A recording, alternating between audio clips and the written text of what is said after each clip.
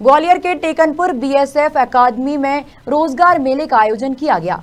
इसमें शामिल होने के लिए मुख्य अतिथि के रूप में केंद्रीय मंत्री ज्योतिरादित्य सिंधिया पहुंचे, जिन्होंने रोजगार मेले में चयनित युवाओं को नियुक्ति पत्र बांटे हैं। रोजगार मेले में 203 युवाओं को केंद्रीय मंत्री ज्योतिरादित्य सिंधिया द्वारा नियुक्ति पत्र दिए गए।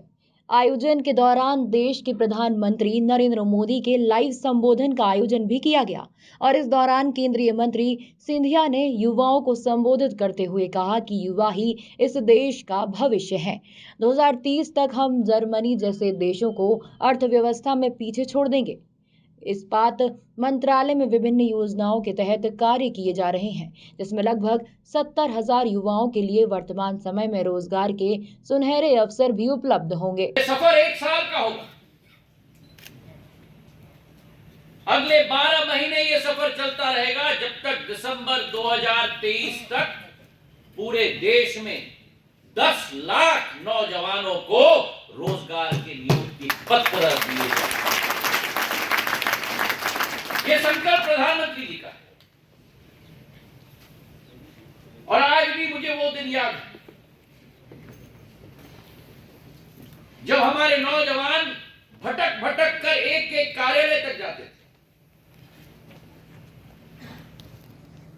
सरकारी मंत्रालयों में, सरकारी कंपनियों में पद रिक्त रहते थे, लेकिन भटक भटक कर दरवाजे खटखटा कर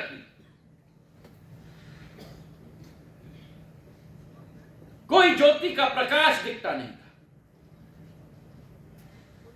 आज वो अंधकार को प्रधानमंत्री जी ने दूर किया है और वो अंधकार को दूर करके आज ये बड़ी गर्व की बात है कि हमारा युवा देश का सरकार के साथ मिलकर सेवा के रास्ते पर अग्रसर होगा और भारत माता की सेवा करना ये सुनहरा अवसर हम सबको प्रदान हुआ है। मेरे भाइयों, आज प्रधानमंत्री जी को हम धन्यवाद अर्पित करते हैं। मेरे नौजवानों को मैं शुभकामनाएं देना चाहता हूं और ये युग है, ये काल है जब प्रधानमंत्री जी के नेतृत्व में मेरे देश के युवा प्रधानमंत्री जी के साथ मिलकर कंधे से कंधे मिलाकर इस देश की विकास और उन्नति और उत्थान के लिए संकल्प लेकर आप और हम मिलकर आगे बढ़ेंगे। ये एक सुनहरा अवसर हम लोगों को मिला है। भारत अर्थव्यवस्था विश्व स्तर पर 11वें नंबर पर होती थी। 8 साल के अंदर जो हमारा भारत 11 नंबर पर होता था, प्रधानमंत्री जी की विचारधारा, उनके संकल्प, उनकी कर्मठता, उनकी परिश्रम के आधार पर आज वही भारत 11 नंबर से बढ़कर आज विश्व की 5वीं सबसे बड़ी अर्थव्यवस्था। तालियां थोड़ी कम बजी।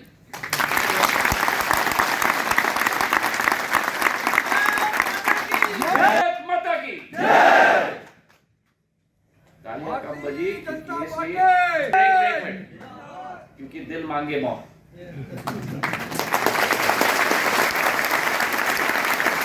और ये आपको मैं विश्वास दिलाता हूं, 2022 में हम हैं। मैं अर्थव्यवस्था का विद्यार्थी रहा हूं। आज 5वीं बड़ी आर्थिक शक्ति के रूप में भारत है। 2030 तक मैं आपको विश्वास दिलाता हूं, प्रधानमंत्री जी के नेतृत्व में भारत 4थी सबसे आर्थिक बड़ी व्यवस्था नहीं बनेगी। हम लोग जर्मनी को पीछे छोड़ देंगे और जर्मनी के बाद हम जापान को भी पीछे छोड़ देंगे। भारत 3री बड़ी अर्थव्यवस्था पूरे विश्व में बनेगी। जो देश सोचती थी कि हमारे ऊपर राज करेगी, आज उस देश को प्रधानमंत्री जी ने पिछड़ के भारत के झंडे को आगे पत्र की प्रधानमंत्री जी के द्वारा धनतेरस के दिवस पर जारी की।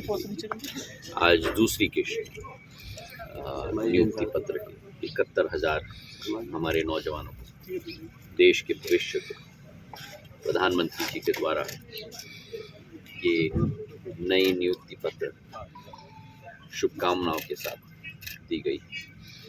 हमें विश्वास है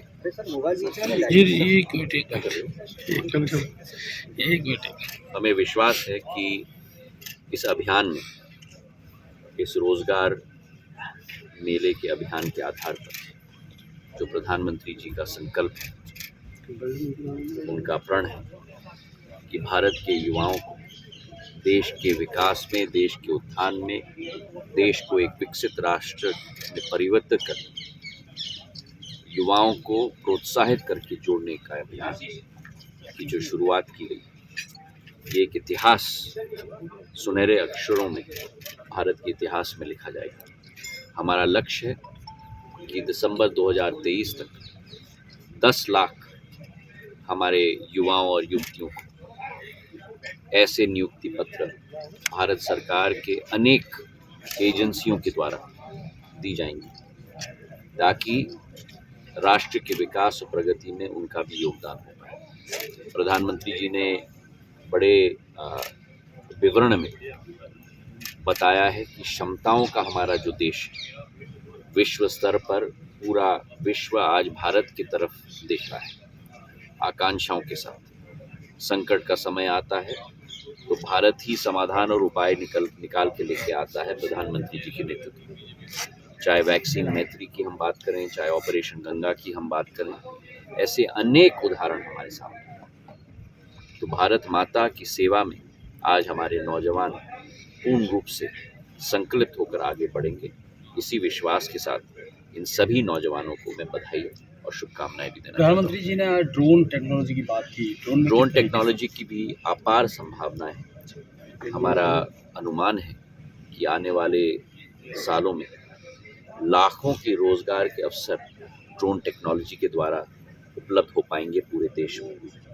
वर्तमान में हमारे 36 राज्य और यूनियन टेरिटरीज में और हमारे करीब 14 लाइन मिनिस्ट्रीज में ड्रोन का उपयोग पूर्ण रूप से किया जा रहा है। हमारी कोशिश है भारत सरकार की कि अनेक राज्यों की और अनेक मंत्रालयों की जो बेस्ट प्रैक्टिसेस हैं, उपयोग पूर्ण रूप से किया जा रहा है। हमारी कोशिश है भारत सरकार की कि अनेक राज्यों की और अनेक मंत्रालयों की जो बेस्ट प्रैक्टिसेस हैं वो एक मंत्रालय दूसरे मंत्रालय के समक्ष रखें और एक राज्य भी दूसरे राज्य के समक्ष रखें। इसके लिए एक प्रारूप भी हम लोग ने तैयार की है और मैं स्वयं राज्य के मुख्यमंत्रियों के साथ और भारत सरकार के मंत्रालयों के हमारे कैबिनेट मंत्रियों के साथ विचार विमर्श मैं कर रहा हूँ कि कैसे इस बेस्ट प्रैक्टिस को हम आगे बढ़ा पाएँ। ड्रोन की टेक्नोलॉजी चाहे माइनिंग के क्षेत्र में हो, चाहे हमारे सुरक्षा के क्षेत्र में हो, चाहे हमारे कृषि के क्षेत्र में हो, चाहे हमारे पावर ऊर्जा के क्षेत्र में हो, ट्रांसमिशन टावर्स की चेकिंग की हो, चाहे हमारे कम्युनिकेशंस की क्षेत्र में हो, अनेक क्षेत्रों में इसका प्रभाव हो सकता है और आने वाले सालों में इससे लाखों रोजगार के अवसर भी सृजन हो पाएंगे, इसका मुझे पूरा विश्वास है। आपके 2 मंत्रालय हैं, इस्पात मंत्रालय और नागरिक उड्डयन मंत्रालय। कितने रोजगार की संभावना है आपके मंत्रालय में? देखिए, जैसे मैंने आपको कहा कि हमारी योजनाओं के तहत उदाहरण हम लोग लें इस्पात के क्षेत्र में, अभी एक प्रोडक्टिविटी लिंक्ड इंसेंटिव स्कीम जिसका उल्लेख भी प्रधानमंत्री जी ने अपने भाषण में किया, इस्पात मंत्रालय में स्पेशलिटी स्टील में हम लोग ने शुरुआत की है। 6,322 करोड़ की योजना है प्रोडक्टिविटी लिंक्ड इंसेंटिव स्कीम की। करीब हमारे पास 80 प्रस्ताव आए हैं 35 कंपनियों से। करीब 46,000 करोड़ का निवेश होगा और 70,000 हमारे नए रोज़गार के अवसर सर्जन हो पाएंगे। 26 मिलियन टन की अतिरिक्त कैपेसिटी इस PLI स्कीम के आधार पर स्पेशलिटी स्टील सेक्टर में पूर्ण रूप से क्रियान्वयन होगी। वैसे ही नागरिक विमानन क्षेत्र में जैसे जैसे हमारे एयरपोर्ट्स बढ़ते जा रहे हैं, अभी प्रधानमंत्री जी ने होलोंगी की नई एयरपोर्ट की शुरुआत की। 16वीं एयरपोर्ट है उत्तर पूर्वी क्षेत्र में भारत की, और पिछले 8 सालों में हमने करीब 7 से 8 नए एयरपोर्ट बनाए। ऐसे राज्य जहां 70 सालों में एयरपोर्ट नहीं होता था, उदाहरण के तौर पे अरुणाचल प्रदेश, उदाहरण के तौर में सिक्किम, 70 साल में एक एयरपोर्ट नहीं बना था। वहाँ अरुणाचल प्रदेश में पिछले 8 साल ग्वालियर से इमरान खान की रिपोर्ट।